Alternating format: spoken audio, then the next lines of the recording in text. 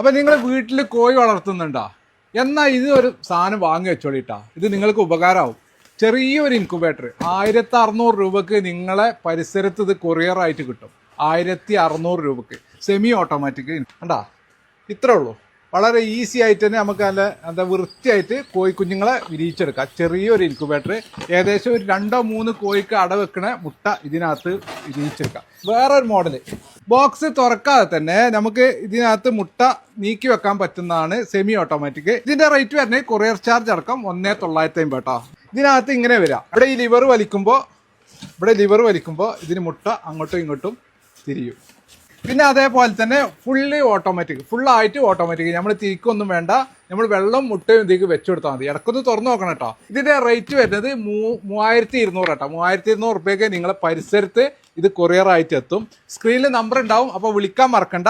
ഓട്ടോമാറ്റിക്കിന്റെ പ്രത്യേകത എന്ന് വെച്ചാൽ ഇതിന് മോട്ടർ ഉണ്ട്. നേരത്തെ സെമി ഓട്ടോമാറ്റിക് ആകുമ്പോൾ നമ്മൾ ലിവർ ടൈപ്പാണ്.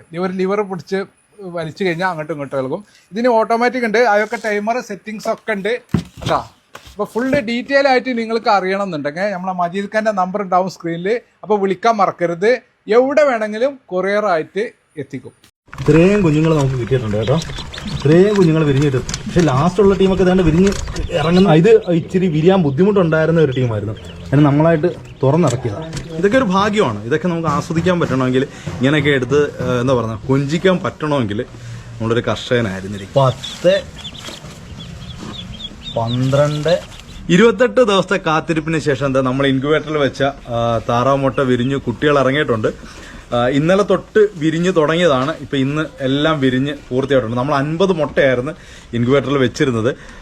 അതിൽ നമ്മൾ ആദ്യം തന്നെ സ്പേസിന്റെ പ്രശ്നം കാരണം കുറച്ച് മുട്ട എടുത്ത് മാറ്റിയായിരുന്നു. അതിനുശേഷം നമ്മൾ ഇതിന്റെ മുട്ട വിരിയോ ഇല്ലയോ എന്നുള്ള കാര്യം ഏകദേശം നമുക്ക് ധാരണയാകും. ഒരു 10 ദിവസത്തിനുള്ളിലൊക്കെ തന്നെ നമ്മളൊരു കാൻഡിൽ ലൈറ്റ് ടെസ്റ്റ് ഒക്കെ നടത്തി കഴിയുമ്പോഴത്തേക്കും നമുക്ക് അറിയാൻ പറ്റും. അങ്ങനെ നമ്മൾ കുറച്ചെണ്ണം വിരിയാത്തത്, കൊത്തുമുട്ട അല്ലാത്തത്, നമ്മളുടേതായിട്ടുള്ള പാരന്റ് സ്റ്റോക്ക് അല്ലാതിരുന്നതിന്റെ പേരിൽ നമുക്ക് ഉറപ്പ് പറയാൻ പറ്റത്തില്ല. അങ്ങനെ കുറച്ച് മുട്ട, കൊത്തുമുട്ട അല്ലായിരുന്നു, കുറേ മുട്ട എടുത്ത് കളയേണ്ടി വരുന്നു. അതിനുശേഷം ഉള്ള ബാക്കി മുട്ടയാണ് നമ്മളിപ്പോൾ വിരിഞ്ഞേക്കുന്നത്. അപ്പോൾ ഓൾറെഡി നമ്മൾ ഈ പെട്ടി തുറന്നെല്ലാം നോക്കിയാണ് കേട്ടോ. അപ്പോൾ അതൊരു കൗതുകത്തിന് വേണ്ടി ഒരു വാവ് ഇടാൻ വേണ്ടിയിട്ട് കാണിക്കുന്നതാണ്. നോക്കിയോ, ഇത്രയും കുഞ്ഞുങ്ങൾ നമുക്ക് കിട്ടിയിട്ടുണ്ട് കേട്ടോ. ഇത്രയും കുഞ്ഞുങ്ങൾ വിരിഞ്ഞിട്ട്, പക്ഷെ ലാസ്റ്റുള്ള ടീമൊക്കെ ഏതാണ്ട് വിരിഞ്ഞ് ഇറങ്ങുന്നതേ ഉള്ളൂ. കണ്ടോ, ഇതൊക്കെ ഇപ്പം വിരിഞ്ഞിറങ്ങുന്നേ ഉള്ളൂ. ഇത് മുട്ടത്തോടൊക്കെ ഇരിക്കുന്നുണ്ട് കണ്ടോ. ഇത് ഇച്ചിരി വിരിയാൻ ബുദ്ധിമുട്ടുണ്ടായിരുന്ന ഒരു ടീമായിരുന്നു. അതിന് നമ്മളായിട്ട് തുറന്നിറക്കിയതാണ്. ഇതുണ്ട, നമ്മൾ എണ്ണിയില്ല, കുറേ ഉണ്ട്. ഇത്രയും മുട്ടകൾ, താറാവ് കുഞ്ഞുങ്ങൾ വിരിഞ്ഞിറങ്ങേണ്ടത്. എല്ലാം പ്യോർ കുട്ടനാടൻ താറാവാണ് കേട്ടോ. അപ്പോൾ ഇൻക്യുബേറ്റർ നല്ല റിസൾട്ടുള്ളതാണ്. നമ്മൾ വിരിയോന്ന് ഉറപ്പുണ്ടായിരുന്ന എല്ലാ മുട്ടയും നമുക്ക് വിരിഞ്ഞ് കിട്ടിയിട്ടുണ്ട്. ഇനി ഇതിന് ഒരു വേറൊരു പ്രശ്നം പറ്റിപ്പോയെന്ന് വെച്ച് കഴിഞ്ഞാൽ, നമ്മുടെ വീട്ടിൽ ഇതിന് ബ്രൂഡ് ചെയ്യാനുള്ള ഒരു സൗകര്യം നമ്മൾ സെറ്റ് ചെയ്യില്ല. നമ്മൾ ഈ ഒരു റൂമിനകത്തായിരുന്നു എല്ലാം ചെയ്യാന്നുള്ളൊരു പ്ലാനിൽ ഇൻക്യുബേറ്ററൊക്കെ നമ്മൾ ആദ്യം വെച്ചിരുന്നത്. പക്ഷേ നമ്മുടെ വീട്ടിൽ പെട്ടെന്നൊരു എമർജൻസി ഉണ്ടായി, പുതിയൊരു പണിക്കാരൻ വന്നു. അപ്പോൾ അവനതിനകത്ത് താമസം, അവൻ്റെ ശബ്ദമൊക്കെ കേൾക്കുന്നത്. അപ്പോൾ അവനതിനകത്ത് താമസിക്കുന്നുണ്ട്. ഇപ്പോൾ അവിടെ വെക്കാൻ പറ്റത്തില്ല. നമ്മൾ ഇത് തന്നെ ബ്രൂഡ് ചെയ്യാനായിട്ട്, അതായത് മറ്റേ ലൈറ്റൊക്കെ ഇട്ട് വെക്കാൻ വേണ്ടിയിട്ട് ചെയ്യാനുള്ള സെറ്റപ്പ് ഉണ്ടാക്കാനുള്ള പരിപാടിയാണ്.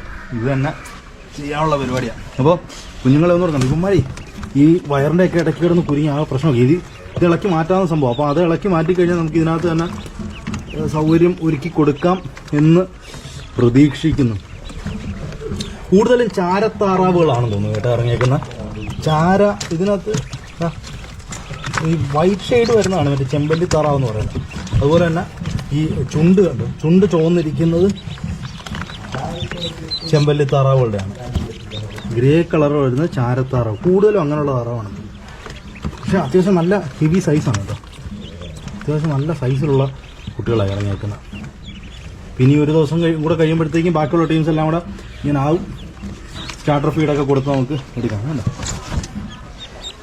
ശരിക്കും ഇതൊക്കെ ആസ്വദിക്കണമെന്നുണ്ടെങ്കിൽ നമ്മളൊരു കർഷകനാണെങ്കിലും മാത്രമേ നമുക്ക് ഇങ്ങനെയുള്ള കുറേ എന്താ പറയുക, ഇതൊക്കെ ഒരു ഭാഗ്യമാണ്. ഇതൊക്കെ നമുക്ക് ആസ്വദിക്കാൻ പറ്റണമെങ്കിൽ, ഇങ്ങനെയൊക്കെ എടുത്ത് എന്താ പറയുക കൊഞ്ചിക്കാൻ പറ്റണമെങ്കിൽ നമ്മളൊരു കർഷകനായിരിക്കണം.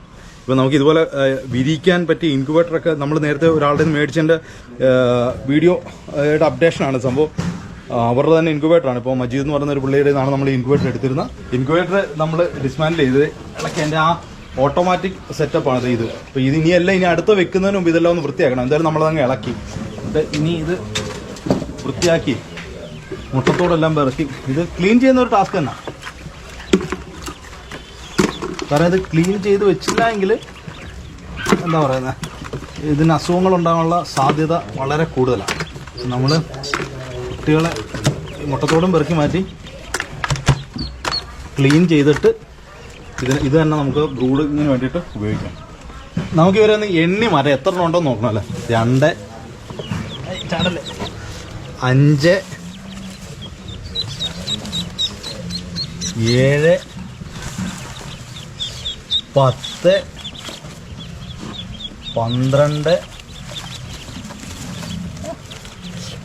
14 16 18 19 20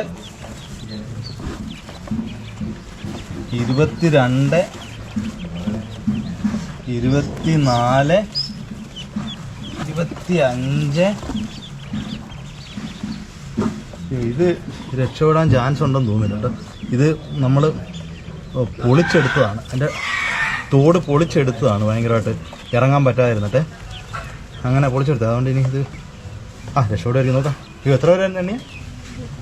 25 26 26. ഇനി ഒരു 5 എണ്ണം അതിനകത്തുണ്ട്. 26 5 31. ഇതിപ്പോൾ വിരിഞ്ഞിറങ്ങിയ ടീം, അപ്പോൾ അവർക്ക് ചൂട് കൊടുത്തേ ഉള്ളൂ. 31 പേര് ഉണ്ട്. അപ്പോൾ ഇനി നമുക്ക് ഇതിലോട്ടും ഇതൊന്ന് വൃത്തിയാക്കിയിട്ട് അതിനകത്തോട്ട് വയ്ക്കാനില്ല. നമ്മളിവരെ ഇങ്ങോട്ട് ഇതിനകത്തോട്ട് ഷിഫ്റ്റ് ചെയ്യുക. ഇത് ഇനി കൊണ്ടുപോയി നമ്മൾ ലൈറ്റൊക്കെ വെച്ച് ചൂട് കൊടുത്തു കഴിയുമ്പോഴത്തേക്കും നാളെ കൊണ്ട് ഇവരെല്ലാവരും ഓടി നടക്കാൻ പരുവാകും. ഈ പേപ്പർ കൊടുത്ത്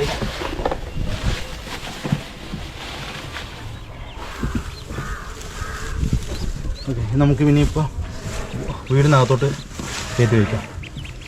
ബൾബൊക്കെ ഇട്ട് സെറ്റ് ചെയ്ത് കൊടുക്കാം.